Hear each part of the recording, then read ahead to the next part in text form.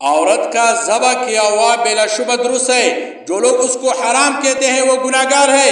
البتہ چونکہ عورتیں اس کام کو کم جانتی ہیں اور بوجہ ضعف قلب کے یہ بھی احتمال ہے کہ ہاتھ نہ چلے، اس لیے بلا ضرورت آج کل ان کے سپرد کرنا ذبح کرنے کا کام مناسب نہیں، لیکن حلال ہونے میں پھر بھی شبہ نہیں، یعنی جائز ہے.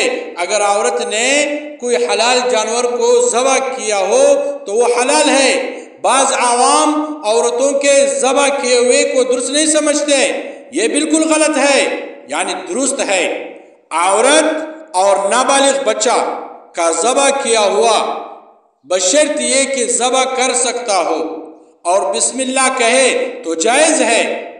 نفع المفتی صفحہ نمبر 473، رفعت القاسمی صفحہ نمبر 144، جلد نمبر 5، امداد الفتاوی سنن ابن ماجہ 229 اور فتاوی لکھانوی صفحہ نمبر 473، فتح الباری صفحہ نمبر 484، جلد نمبر 9، عمدۃ الباری صفحہ نمبر 155، جلد نمبر 21.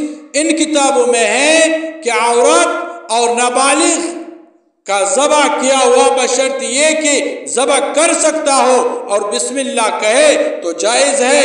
اور اس کتاب میں بھی ہے امداد المفتین صفحہ نمبر 95، جلد نمبر 2.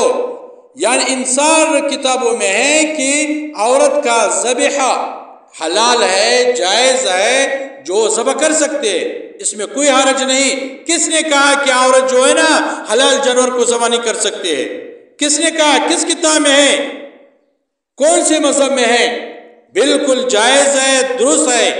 عورت بھی اگر گھر میں مرغی مر رہی ہے، جانور حلال جانور مر رہی ہے تو وہ ذبح کر سکتی ہے.